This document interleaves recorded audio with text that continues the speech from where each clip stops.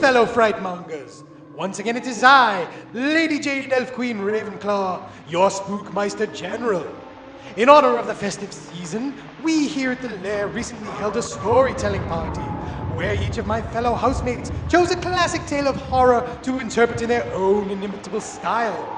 Believe me, my friends, there's nothing like a good ghost story to bring out the little ghoul in me. And so, dear friends, without further ado, I present these masterful works of the macabre for your nightmarish amusement. Until next time, thank you, and happy haunting.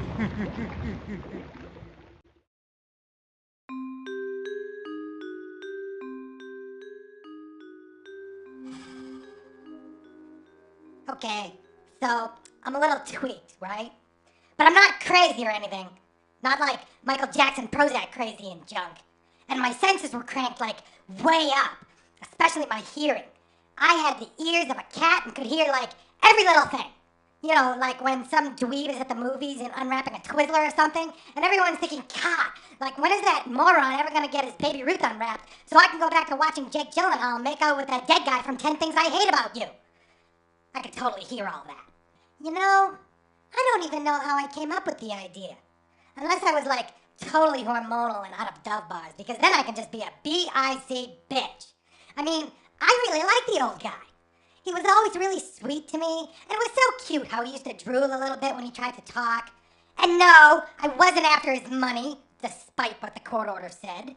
No, really, I could even put up with that weird old people smell. You know, the one that's like cabbage cooked in mothballs? But you know, he had this eye. It really creeped me out. I mean, I'll do what I have to, but every time he looked at me with that thing, I just wanted to poke at it with a shrimp fork. So I needed a plan. I know, you're saying like, whoa, hold the iPod. This chick needs a visit from the Thorazine fairy and a little trip to the happy room for a couple years. But check out how kosher I was about the whole thing. I was like all sweet and nice for like a week before I offed the old guy. I was like, oh look, a little sponge bath, and let me unkink your oxygen hose, and oh daddy, you're the king. He really got off on all of that Japanese businessman little schoolgirl thing.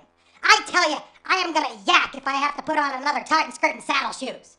Then, every night for like a week while he was asleep, after he finished watching Jag reruns or doing the jumble or whatever it is old people do, I'd like sneak into his room, quiet as a bunny, and shine a flashlight at that weird creepy eye of his.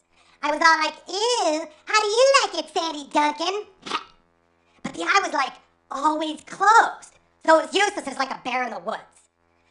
Then, every morning after his day nurse wiped off the oatmeal out of his dentures and junk, I'd come down in my skimpy little nightie, flash him a little cleave and say, morning, honey, did you sleep okay? Then I'd twirl my fingers in his ear here and kiss him on top of his head. Then wipe the Brill cream off my lips. So now, it's like the 8th night, right? I don't know what happened, but I was all jazzed up. I don't know, maybe my Hitachi magic wand hit me in just the right place or something, but I was ready.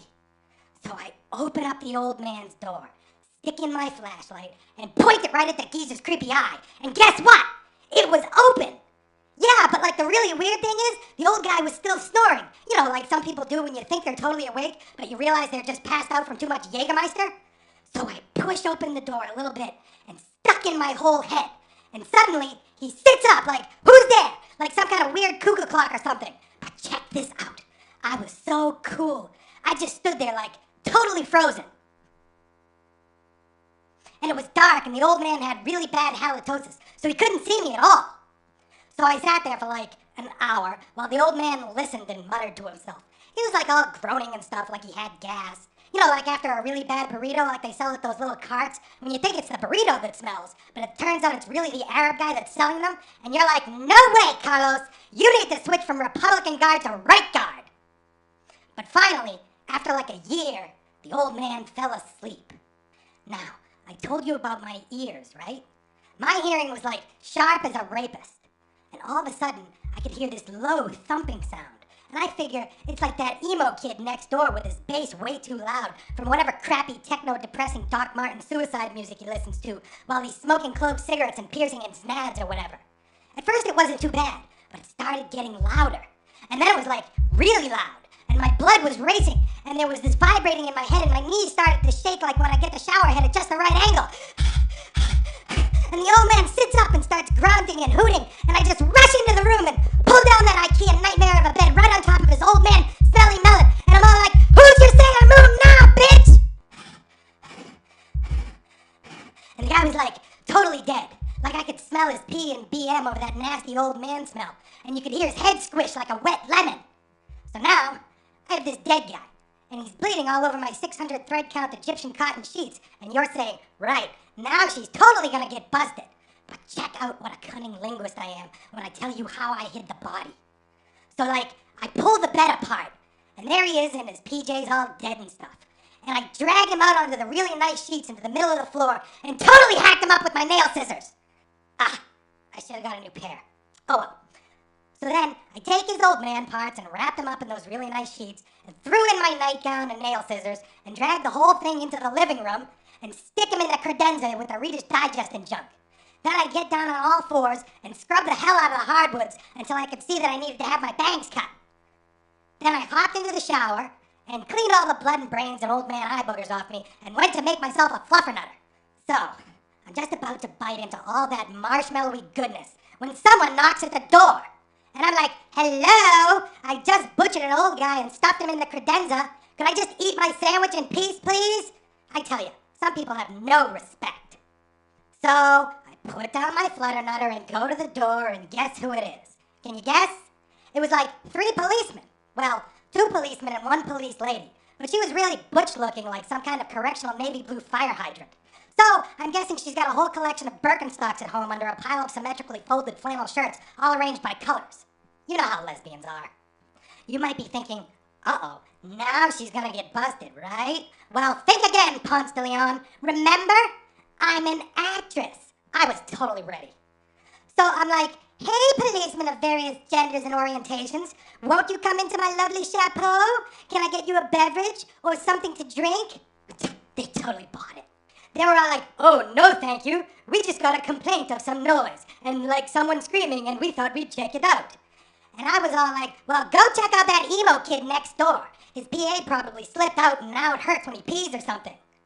And then, speaking of Dickens, I hear that subwoofer start up again. And I'm saying to myself, "God, would you just shut up, you poor excuse for a homo?" I'm like totally trying to get over on these policemen. Even though one of them was a lesbian and totally would have fit in at a Melissa Etheridge concert singing Joan Baez's comfortable shoe music and stuff. I'm not sure, but I think she was totally checking me out. But I was still in character and played it totally Sub-Zero. I was so cool, I was sweating ice cubes, right? And the policemen are all like, "We're very sorry to disturb you. Have you heard anything unusual tonight?" And I'm all like, "No way, officer, not a spoon stirring." And then that emo kid like kicks up the volume on his stereo, and I'm getting so annoyed with that little creep. I just want to go grab him by his nipple rings and shake him till a bunch of little Mexican kids fall out. But those cops wouldn't leave, and they're looking at me all weird like I'm French or something. And I'm like, "Hey dude, do I have boogers in my nose? Because you just need to get all out of my hibachi." And now that emo kid's got his death music up to like 11, and I can feel the floor shaking like a blender. So I rush past the cops and start pounding on the wall and like, "Shut up, you stupid kid, and just hang yourself already. I already hacked up one old smelly dead guy tonight and stuffed him in the credenza. Don't think I won't make it a threesome." And then I turn around, and the cops are all standing over that old guy's dead body on a pile of Reader's Digest. And they're all staring at me, and I'm like,